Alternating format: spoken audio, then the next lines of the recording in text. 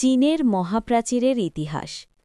চীনের মহাপ্রাচীর মানব ইতিহাসের অন্যতম বিস্ময়কর স্থাপত্য। হাজার হাজার কিলোমিটার জুড়ে বিস্তৃত এই প্রাচীর শুধু ইট পাথরের গাঁথুনি নয়, বরং এটি একটি জাতির সংগ্রাম, প্রতিরক্ষা এবং ঐক্যের প্রতীক। এই মহাপ্রাচীর নির্মাণের ইতিহাস শুরু হয় খ্রিস্টপূর্ব ৭ম শতাব্দীতে। তখন চীন ছিল ছোট ছোট রাজ্যে বিভক্ত। প্রতিটি রাজ্য নিজেদের রক্ষা করতে আলাদা আলাদা প্রাচীর নির্মাণ করত, যাতে শত্রুদের আক্রমণ ঠেকানো যায়। পরবর্তীতে খ্রিস্টপূর্ব ২২১ সালে সম্রাট কিন শি হুয়াং পুরো চীনকে একত্রিত করেন। তিনি পূর্বের ছোট ছোট প্রাচীরগুলোকে সংযুক্ত করে একটি বিশাল প্রতিরক্ষা প্রাচীর নির্মাণের নির্দেশ দেন।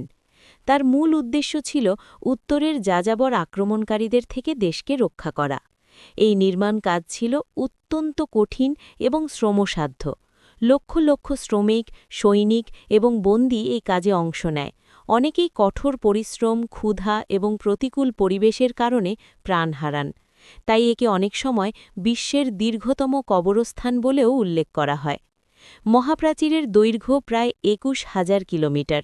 এটি পাহাড়, মরুভূমি এবং সমতল ভূমি পেরিয়ে বিস্তৃত।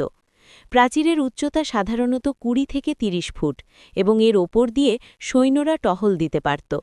নির্দিষ্ট দূরত্ব পরপর ওয়াচ টাওয়ার বা প্রহরী টাওয়ার নির্মাণ করা হয়েছিল, যেখান থেকে শত্রুর গতিবিধি পর্যবেক্ষণ করা হতো। সময়ের সাথে সাথে বিভিন্ন রাজবংশ এই প্রাচীরকে মেরামত ও সম্প্রসারণ করে। বিশেষ করে মিং রাজবংশের সময় অর্থাৎ ১৪শ থেকে ৭ম শতাব্দীতে প্রাচীরের বেশিরভাগ অংশ নতুন করে নির্মাণ ও শক্তিশালী করা হয়। আজকের দিনে চীনের মহাপ্রাচীর বিশ্বের অন্যতম জনপ্রিয় পর্যটন আকর্ষণ। প্রতি বছর লাখ লাখ মানুষ এই ঐতিহাসিক স্থাপনা দেখতে চীনে ভ্রমণ করে। ১৯৮৭ সালে এটি ইউনেস্কো বিশ্ব ঐতিহ্য হিসেবে স্বীকৃতি পায়। মহাপ্রাচীর শুধু একটি প্রতিরক্ষা ব্যবস্থা নয়, এটি মানুষের অধ্যাবসায়, পরিকল্পনা এবং ঐক্যের এক অনন্য নিদর্শন। হাজার বছর আগে নির্মিত এই স্থাপনা আজও বিশ্ববাসীকে বিস্মিত করে চলেছে। ভিডিওটি যদি আপনার ভালো লাগে তাহলে অবশ্যই লাইক দিন, শেয়ার করুন এবং আমাদের চ্যানেলটি সাবস্ক্রাইব করে সঙ্গে থাকুন। আপনাদের সমর্থনই আমাদের সামনে এগিয়ে যাওয়ার অনুপ্রেরণা। ধন্যবাদ।